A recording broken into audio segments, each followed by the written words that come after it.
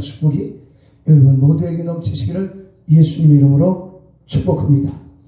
오늘은 갈등 해소의 4단계 이런 제목으로 로마서 7장에 있는 말씀을 본문으로 해서 말씀을 나누도록 하겠습니다.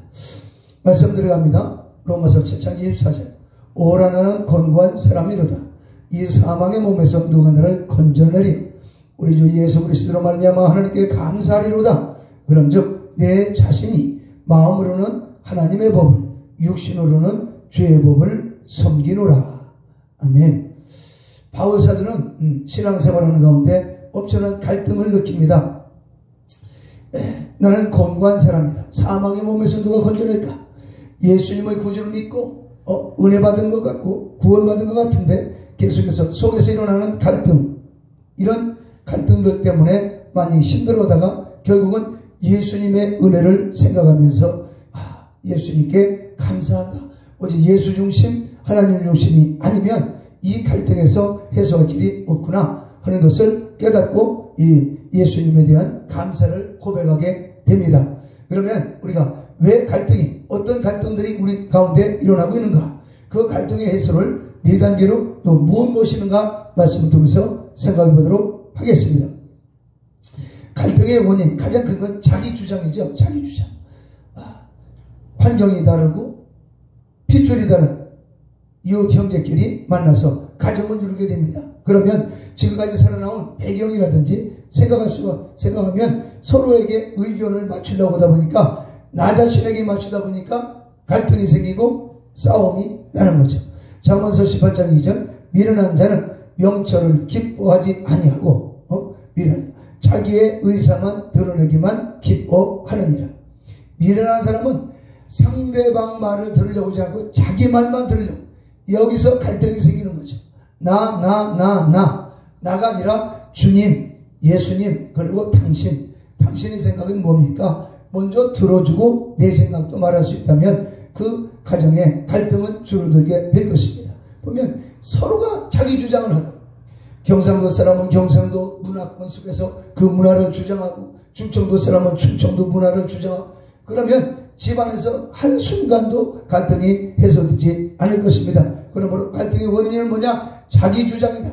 자기 주장을 죽여야 돼. 마태복음 16장 24절 말씀. 누구든지 예수님을 따라오려거든 자기를 부인하고 자기 십자가를 짊어지고 주님을 따라라.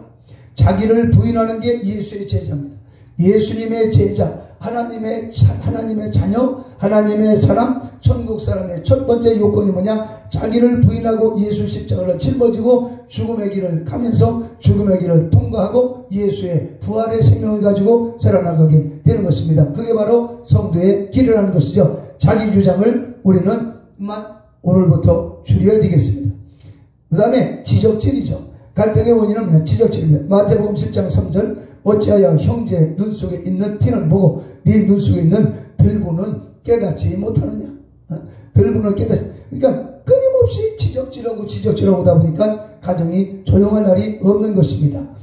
마태복음 7장 4절. 보라, 네 눈 속에 들보가 있는데 어찌하여 형제에게 말하기를 나로 네 눈 속에 있는 티를 빼게 하라 하겠느냐? 그러니까 오늘 이 말씀을 보는 이 순간에도 바로 자기를 빗대지 않고 상대방을 적용시키는 거예요. 이 말씀을 자기 자신에게 적용을 시켜야 되는 것입니다. 그래서 서로 자기 눈 속에 있는 들보는 생각하지 않고 형제 눈 속에 있는 티를 보고 막 지적질하고 빼라. 그러니까 나라가 시끄럽고 가정이 시끄럽게 되는 것입니다. 그 다음에 마태복음 7장 5절. 외식하는 자여 먼저 네 눈 속에서 들보를 빼어라. 그 후에 밝히 보고 형제 눈 속에서 티를 빼리라. 자기 눈 속에 있는 들보를 먼저 빼라. 나부터 먼저 회개하고 나 자신을 먼저 돌아보고 믿음으로 설 때 하나님의 영광에 도달하게 되는 것입니다. 지적질을 가지고 상대방을 한순간도 고칠 수 없다. 조그만 것도 고칠 수 없다는 걸 깨달아야 됩니다. 지적질을 함으로써 가정이 평안해질 수 없다. 아닙니다. 절대로 평안해질 수가 없어요. 그래서 지적질을 줄여야겠다. 나 중심에서 문제가 생기고 지적질 이제 그만해야 됩니다. 지적질 할 때는 모르지만 지적질 당할 때는 계속 당하면 자신도 모르게 스트레스가 되고 나중에 병이 될 것입니다. 지적질 나는 좋은 의도로 얘기해요. 나는 너 그것만 고치면 좋은 일이 있다. 너 그것만 고치면 좋은 사람 될 수 있다. 이거 자신도 알고 있어요. 자신도 알고 있어요. 그러므로 정말 이 좋은 생각으로 만나면 위에서 하나님께 기도를 해주는 것이 믿음의 사람의 도리인 줄로 믿으시기 바랍니다. 여기 어린아이가 벽에다 막 크레파스를 막 난장판을 합니다. 그때 엄마가 나타나가지고 막 입에서 막 불을 쏟아내는 거예요. 막 욕설을 펴. 이거는 심리학에서 보면, 아동 심리학에서 보면 어린아이가 이렇게 낙서를 하고 큰 일을 저질렀을 때는 엄마나 교사가 가서 얘기합니다. 그래, 안 다쳤니? 그래, 엄마가 미안하다. 선생님이 미안하다. 왜? 이 크레파스를 어린아이에게 맡겨놨을 때는 어린아이는 이런 일을 행하는 건 당연한 것입니다. 그런데 너 왜 그랬냐고 화를 낸다면 어린아이에게는 엄청난 상처가 되고 이 지적질 때문에 가정에도 불화가 일어날 수밖에 없고 사회에도 교회가 마찬가지인 것이에요. 마태복음 18장 6절 미련한 자의 입술은 다툼을 일으키고 그 입은 매를 자청하느니라.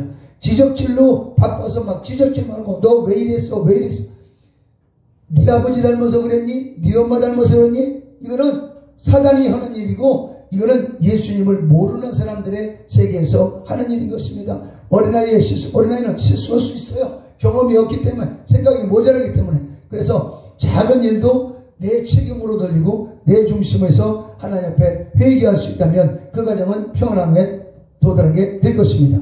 첫째로 우리는 어떻게 하면 이 갈등 속에서 이 문제를 풀어나갈 수 있을까? 예수님의 말씀의 관점으로 살아야 됩니다. 히브리서 4장 12절 말씀, 하나님의 말씀은 살아있고 활력이 있어 좌우에 날쌘 검보다도 예리하여魂과 영과 및 관절과 골수를 찔러 쪼개기까지 하며 또 마음과 생각을, 마음의 생각과 뜻을 판단하신다. 예수님의 말씀은 살아있기 때문에魂과 영과 및 관절과 골수를 찔러 쪼갠다. 그러므로 우리 마음이 강팍해질 대로 강팍해지고 마음이 막 교만해지고 오만해지는 거, 하나님 말씀을 받아들이고 말씀을 묵상하고 말씀 앞에 내가 정말 회개하고 나 자신을 바라보고 말씀이 거울이 되어서 이 말씀을 보는 가운데 내가 회개하면서 나 자신을 십자가에 매달고 십자가에 못 박고 나는 죽고 내 안에 예수가 사는 이런 믿음의 사람으로 거듭날 때 우리 가정은 평안해지고 교회도 평안해질 수가 있는 것입니다. 지적질로 문제가 풀어지는 것은 아니다. 하나님 말씀을 보고 이 말씀을 거울 삼아서 내가 먼저 회개하고 내가 먼저 바른 사람이 되고 온전한 사람이 되고 성령의 사람이 되고 기도의 사람이 되고 믿음의 사람이 되어질 때 가정도 생활도 평안하게 된다 하는 것입니다. 요한일서 3장 10절 말씀, 이러므로 하나님의 자녀들과 마귀의 자녀들이 드러나니 무릇 의를 행하지 아니하는 자나 또 그 형제를 사랑하지 아니하는 자는 하나님께 속하지 아니하니라. 이제는 말씀의 관점에서 사랑의 관점으로 이제 관점을 바꿔서 사랑의 관점으로 모든 매사를 봐야 된다 이 말이죠. 부부간에도 서로 사랑이 말라버리면 여기다 천만금이 있어도 그것은 천국이 아니라 지옥이 될 수밖에 없을 것입니다. 그래서 이제는 말씀의 관점으로 우리가 정말 세상을 보고 환경을 보고 그리고 나 자신을 보고 가정을 이루어 나가야 되겠고, 그 다음에는 사랑의 관점. 사랑이 메말라버리면 그것은 천국이 될 수 없어요. 사랑이 있어요. 사랑. 나훈아 씨는 사랑은 눈물의 씨앗이라 그러는데 우리 예수님은 우리 보고 사랑은 모든 것을 감춰주고 참아주고 믿어주고 견디고 용서하고, 사랑은 아무리 내가 가진 모든 것을 가지고 불사르게 내어주고 이웃에게 구제를 내어줄지라도 사랑이 없으면 울리는 구리와 소리나는 꽹과리에 불과하다. 내게 아무 유익이 없다. 사랑이 없으면 내가 아무리 학위를 받고 좋은 대학을 나오고 인류대학을 나오고 재산을 모았어도 사랑이 말라버리면 거기는 아무 유익이 없고 누구에게 유익도 줄 수가 없다. 그러므로 사랑의 관점으로 살자. 사랑의 관점으로 목회하고 사랑의 관점으로 가정생활을 하고 남편도 사랑의 관점, 아내도 사랑의 관점, 사랑. 그러므로 형제를 사랑하지 아니하는 자는 하나님께 속하지 않았다. 나는 누구를 사랑하지는 않았지만 미워하지도 않았습니다. 미워하는 것은 말할 수도 없지만 사랑하지 않는 것도 죄라 이 말이에요. 그러므로 사랑으로 승리해야 되는 것입니다.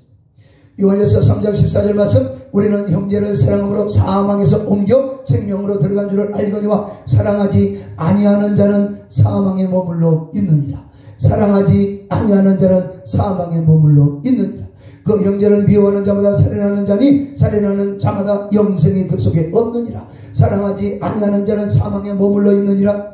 그 형제를 미워하는 자는 살인하는 자니 살인하는 자마다 그 속에 영생이 없느니라. 아무리 신앙생활을 해도 그 속에 영생이 없다, 사랑하지 않는다, 형제를 미워한다, 영생이 없기 때문에 신앙생활 열심히 하고 교회 열심히 다니도 그 사람은 지옥 갈 수밖에 없다는 것입니다.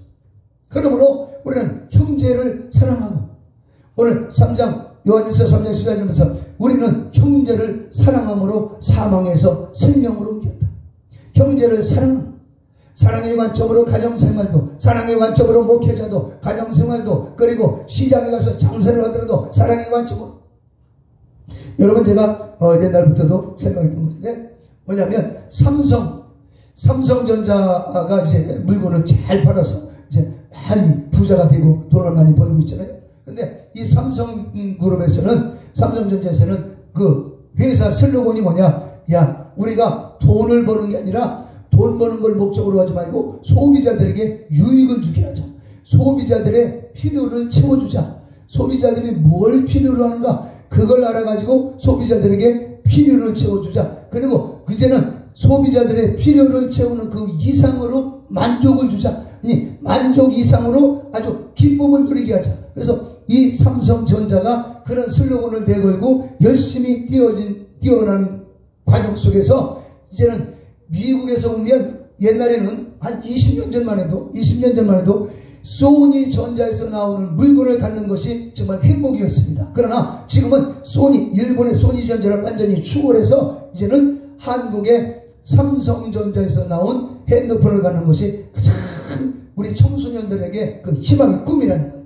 예? 그래서 삼성이 이만큼 발전하고 성장할 수 있는 뒷배경에는 뭐냐? 이제 소비자들을 만족하게 해주자, 필요를 채워주자, 그 이상으로 소비자들에게 기쁨을 주자. 예. 그러다 보니까 삼성이 발전하게 되는 것이죠. 그래서 오늘도 가정에서도, 교회에서도, 직장에서도, 사회에서도 내가 형제에게 필요를 채워주고, 내 가족들에게 필요를 채워주고, 희망을 주고, 꿈을 주는 사랑의 관점으로 나간다면 교회도, 가정도, 나라도, 사회도 평안하게 될 줄로 믿습니다. 사랑의 관점으로 나가자. 그래서 사랑하지 않는 자는 바로 사망에 머물러 있다. 형제를 미워하는 자는 살인하는 자요, 형제를 미워하는 자는 그 속에 영생이 없다. 그러므로 구원받을 길이 없는 것입니다. 형제를 사랑하고 회개하고 형제를 축복하고 형제를 권면하고 형제를 위로하고 지적질 대신에 사랑하고 축복한다면 가정도 생활도 평안함으로 승리하게 될 줄로 믿습니다. 그 다음에 사랑의 관점으로 서로 인정해 줘야 되겠다. 고린도전서 7장 12절, 만일 어떤 형제에게 믿지 아니하는 아내가 있어 남편과 함께 살기를 좋아하거든 그를 버리지 말라.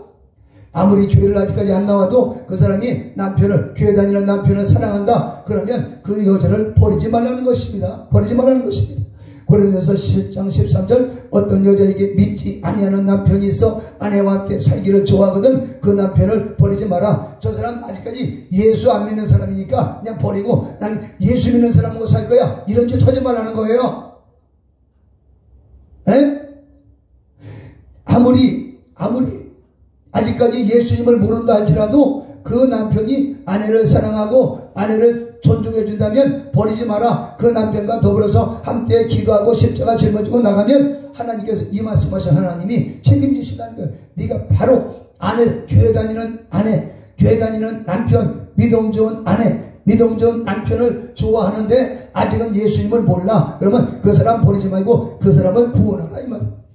이게 사랑으로 서로 인정하고 사랑으로 나갈 때 그 가정도 평안하게 되고 승리하게 되는 것입니다. 요한복음 13장 34절, 새 계명은 너희에게 주노니 서로 사랑하라. 내가 너희를 사랑한 것 같이 너희도 서로 사랑하라. 서로 사랑하라. 서로 사랑하라. 네? 저 사람은 나를 사랑하는데 나는 삐죽빼죽 그러다가 그 오만하다가 사단마귀 귀신의 종이 돼버려요. 네? 서로 사랑하라. 서로 사랑하라. 조건이 상관없어요. 사랑하는 데는 조건이 필요 없는 거예요. 예수님의 십자가의 사랑으로 내가 용서받았으니 용서하고, 내가 하나님의 영생을 얻었으니 생명을 주고, 하나님의 기쁨을 얻었으니 기쁨을 주고, 하나님에게 소망을 얻었으니 소망을 주고, 그래서 하나님에게 기쁨을 공급받고 소망을 공급받고 사랑을 공급받고 하나님의 생명을 공급받아서 형제에게 사랑을 주고 생명을 주고 소망을 주는, 그래서 우리는 믿음의 사람은 기도로 살고 믿음으로 살고 말씀으로 살고 지적질보다는 사랑하고 용서하고 축복하는 삶을 산다면 나라가 평안해지고 가정이 평안해지고 하나님의 큰 복을 받아 천국까지 이르게 될 줄로 믿습니다.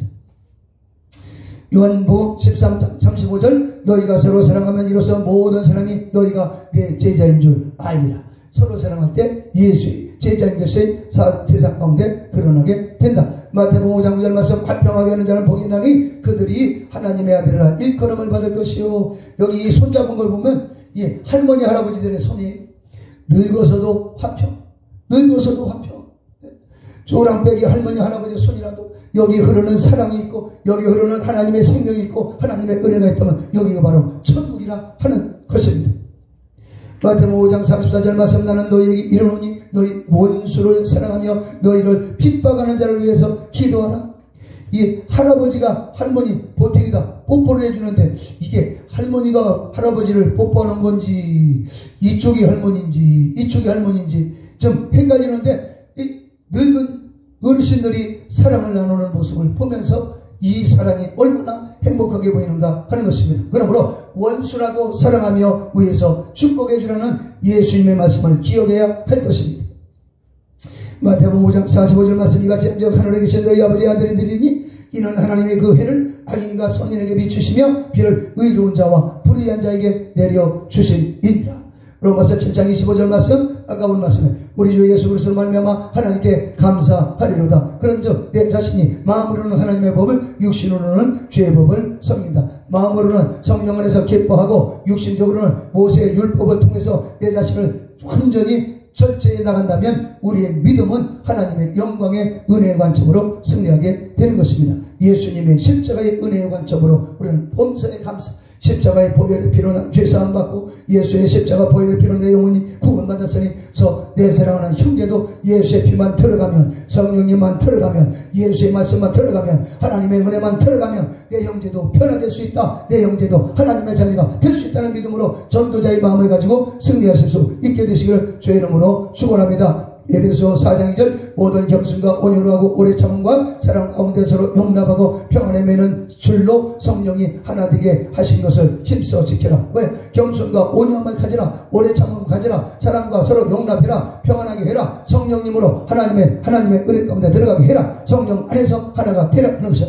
서로 친절하게 하며 서로 불쌍히 여기며 서로 용서하기를 그 하나님이 그리스도 예수 안에서 너희를 용서하신 같이 해라. 친절과 용서와 불쌍히 여기는 자비와 긍휼의 마음으로 우리가 세상을 산다면 오늘부터 평안함으로 승리하게 될 줄로 믿습니다. 사도 바울이 고백합니다. 오라 나는 곤고한 사람이로다. 이 사망의 몸에서 누가 나를 건져내랴. 우리 주 예수 그리스도로 말미암아 하나님께 감사하리로다. 그런즉 이제는 내 자신이 마음으로는 하나님의 법을 육신으로는 죄의 법을 섬긴다. 오직 예수님의 은혜 가운데 들어가니 갈등이 해소되게 되더라. 그러므로 저는 하나님의 말씀의 관점으로 우리가 살아야 되겠고 이 모든 갈등을 해소하기 위해서는 예수님의 사랑의 관점으로 살아야 되겠고 그리고 이 모든 갈등을 해소하고 가정이 하나 되고 교회가 하나 되기 위해서는 칭찬과 사랑으로 서로 인정해 지적질하지 말고 이제 지적질을 그만 끝내고 오늘부터 인정해 주자. 작은 것도 인정해 주자. 그 다음에 예수님의 은혜의 관점으로 서로 사랑하고 축복한다면 가정도 평안해지고 교회도 평안하고 나라와 사회가 평안해져서 코로나도 물러가고 하나님의 영광 중에 큰 복이 나타나게 될 줄로 믿습니다. 오늘부터 말씀의 관점, 사랑의 관점 서로 인정해주고 지역질 대신에 인정하고 축복하고 사랑함으로 가정과 생활과 평안함이 있고 천국까지 이루시는 여러분 되시길 주의 이름으로 축원합니다. 존귀하신 예수님, 우리 사랑하는 모든 성도들 오늘부터 말씀 중심, 은혜 중심, 사랑 중심, 예수님의 십자가 중심으로 크게 승리하고 가정과 생활과 환경 가운데 모든 갈등이 완전히 끝나버리게 도와주옵소서. 가정의 불화를 가져오는 사탄방도 떠나 갈지어다. 나라와 민족 가운데 불화를 갖다는 사탄도 떠나 갈지어다. 교회도 평안할지어다. 대한민국이 평안할지어다. 한국교회가 평안하게 도와주시옵소서. 예수 이름으로 축복하고 기도합나이다. 아멘.